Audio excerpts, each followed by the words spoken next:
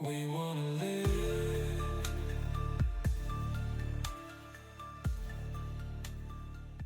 Willie, Mary's father, enters looking burdened and disgruntled, the opposite of my memories of him.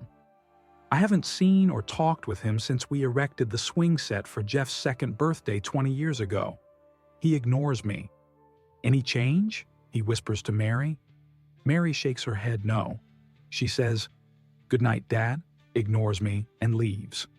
Willie and I sit uneasily. After 5 minutes, I break the silence. "Hi, Willie." He nods without looking at me. "Remember how you, Margaret, Shirley, his older daughter, Mary and I used to play pinochle for hours? Before that, I'd never experienced adults enjoying children for more than several minutes. Thank you. That helped turn me from cynic to skeptic," I say, jokingly, but meaning it. "Well, you broke the bubble, Dick. You and Shirley's ex-husband, Bill. You two screwed up my daughters and then dumped them. Neither of you deserve them, that's for sure. For everyone's sake, it was better that I left. I was so difficult. I was confused, frustrated, and enraged." "You have to learn how to discipline yourself," he says, disgustedly.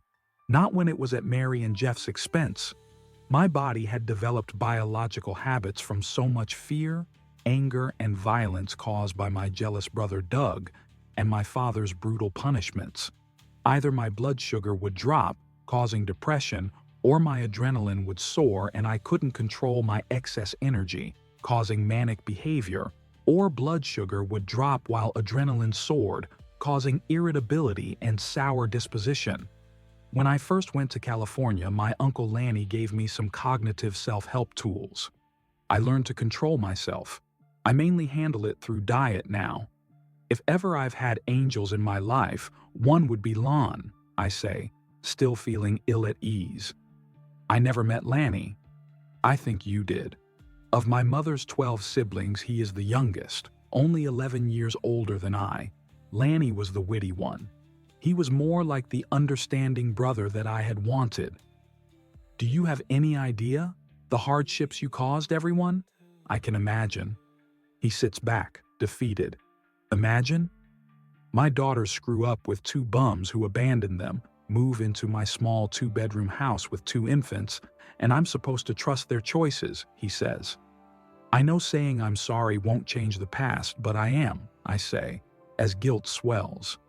I was so afraid of being hurt and taken advantage of, I desperately and sometimes maliciously tried to get control of things. I had been taught that a man had to be mean and callous, deceitful, and ruthless to be in control of body, relationships, spirituality, and economy.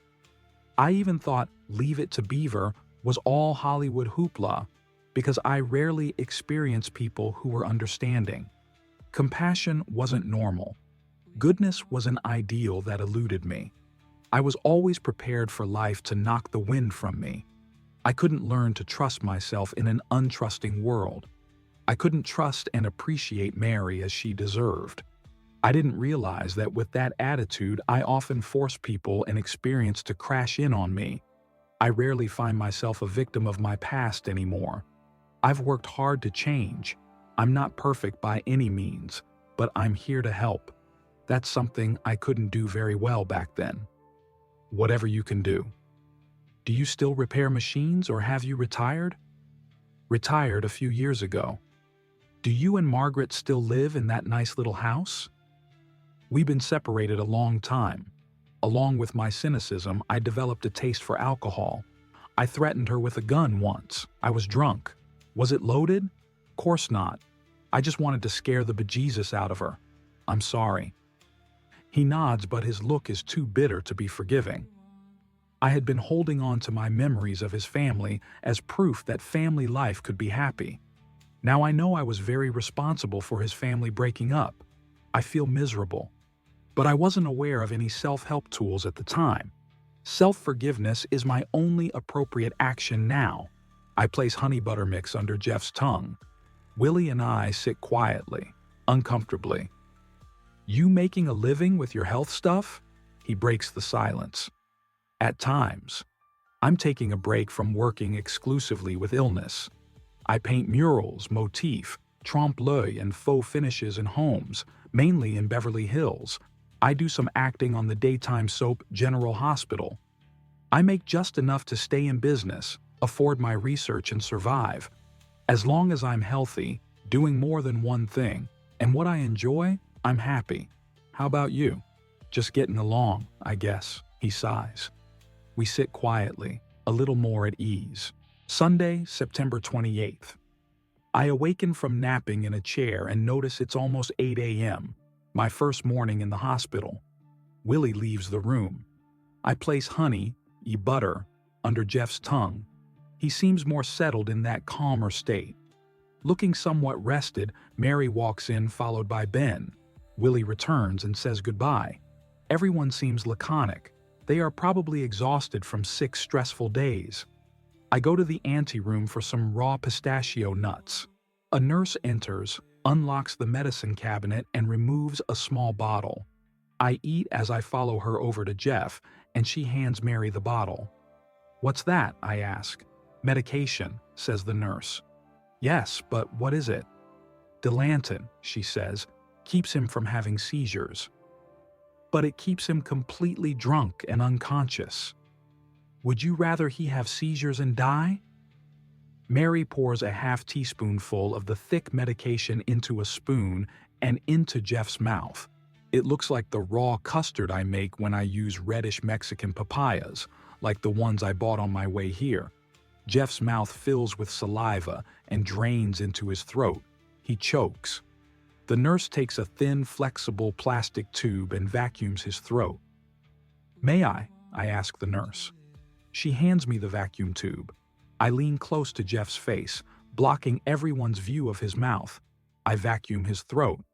Then I suction the diluted pool of dilantin around his tongue. I press the tube to his tongue and gums. Another pool of saliva forms. No one will notice the medication is gone. I notice the nurse returning the bottle to the medicine cabinet. A sense of relief passes over me. An attendant comes in with a food tray for Jeff. I give Mary a curious look. "We eat it," Mary says. One of Jeff's neurologists arrives on morning rounds. We introduce ourselves. I suddenly realize my blood sugar is very low.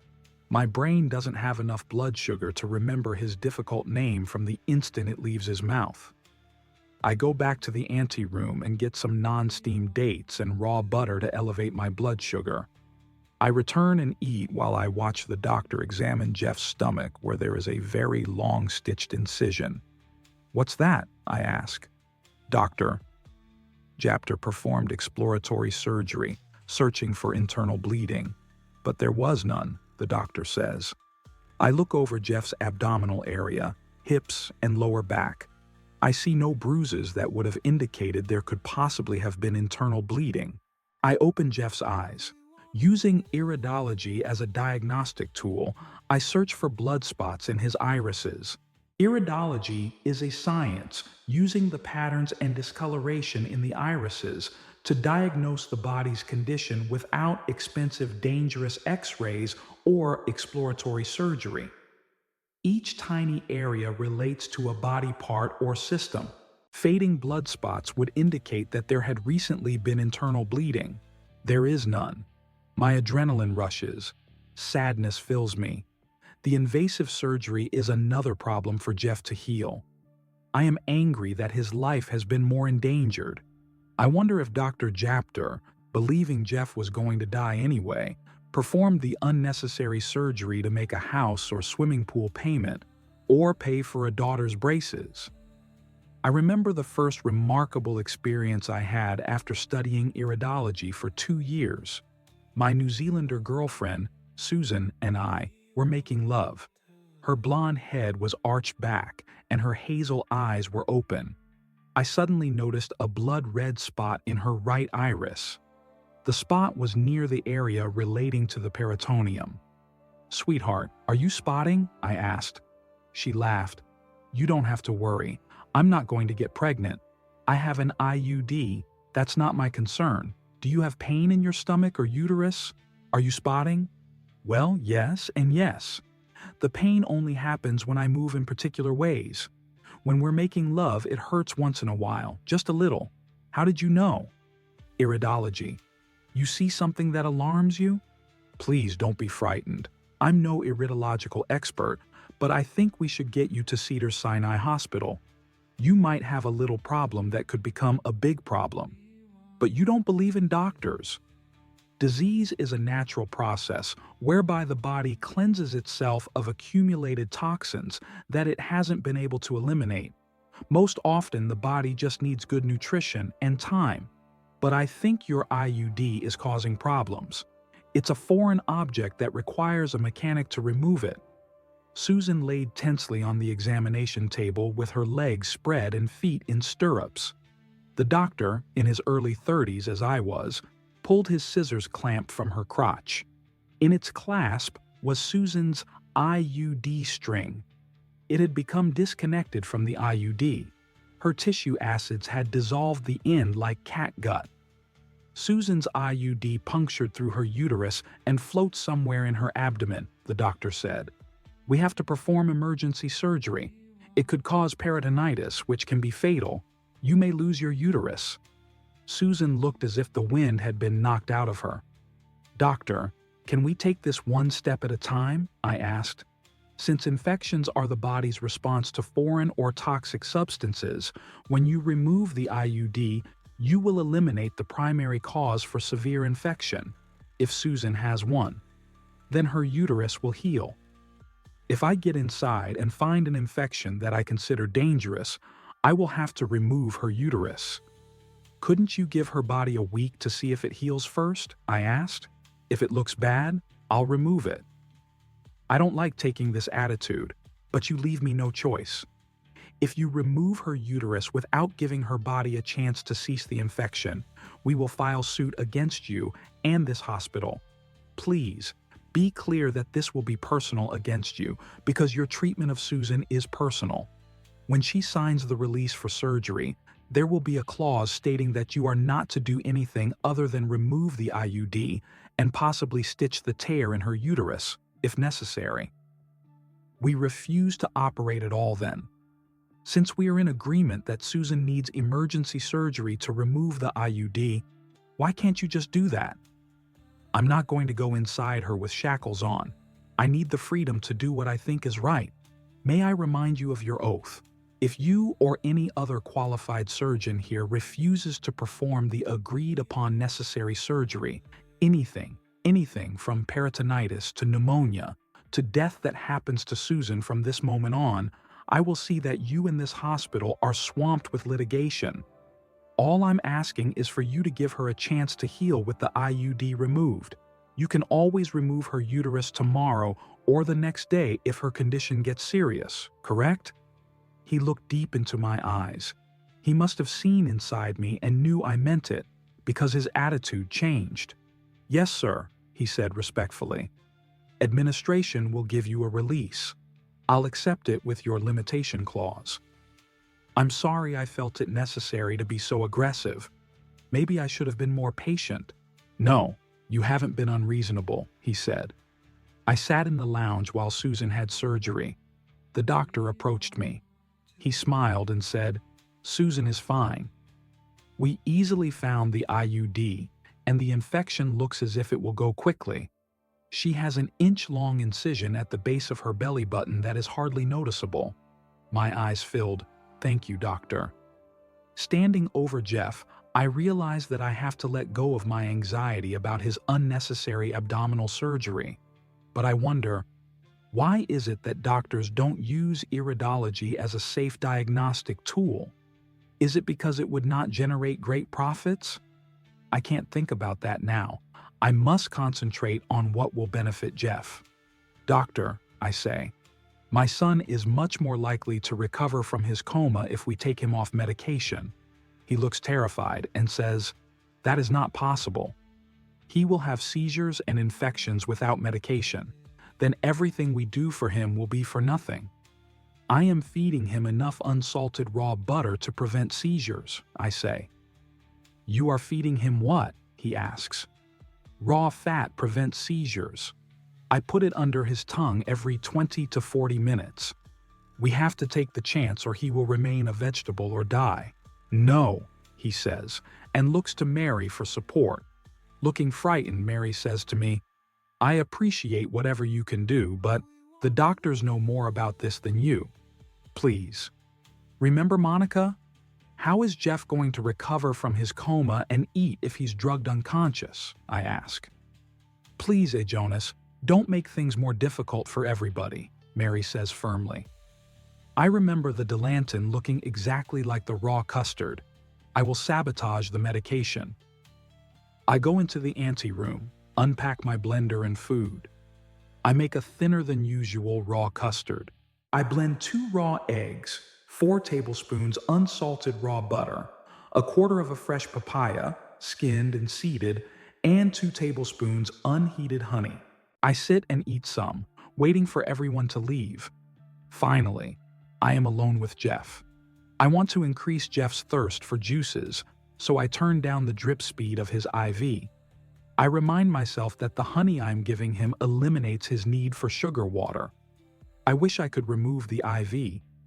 I lift a fork from the food tray and bend back 1 prong. I return to the anteroom and stick the bent prong in the medicine cabinet's lock. The lock is loose and seems broken. I jiggle it until it turns and opens. I wonder if this act is a crime. Could I go to jail for trying to save my son? Trembling, I empty the contents of 2 bottles of Delanton into the sink.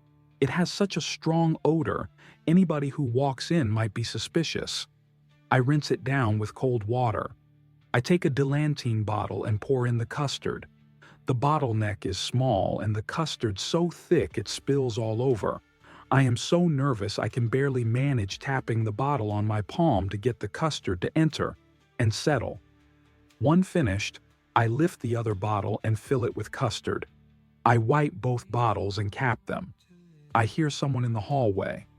I return the bottles to the cabinet and close it just as the nurse enters. She doesn't stop or say anything. I wipe the sink so she won't notice me trembling. I hope she doesn't notice the cabinet isn't locked. She walks to Jeff and injects a syringe into the catheter on his IV. She notices the IV speed is slow. She turns it up. She empties only half a cubic centimeter into his blood and leaves the needle inserted. I join her. What's that? I ask. It's too strong to put more than a little in his blood at a time. I'll be back every 10 minutes until the syringe is empty, she says, walking out. I turn down the IV speed. I wonder why she didn't answer my question. The drug is probably to keep Jeff's blood pressure low. Low blood pressure in his condition interferes with healing. And if Jeff is anything like me, he could die from low blood pressure. I remove the syringe and empty its contents into the sink. I refill the syringe with a solution of Evian water and a drop of honey. I tremble again. I have barely completed the task when the nurse returns. I watch her squeeze the syringe. A little water-honey mix enters the IV in Jeff's veins. A wave of relief passes over me. She notices the drip is slow again. Looking puzzled, she turns it up and leaves again. I turn the IV speed down. I return to the anteroom and insert the bent prong into the cabinet and lock it. Realizing I have done all I can for a while, I leave. As I drive to Mom and Dad's for some rest and relaxation, I realize I am not afraid of harming Jeff. In life and death situations in the past, I have been afraid that something I did would go wrong. This is the riskiest and most dangerous circumstance I have been in. Yet I feel undaunted, fearless. Have I lost my friggin' mind? What am I doing? We wanna live.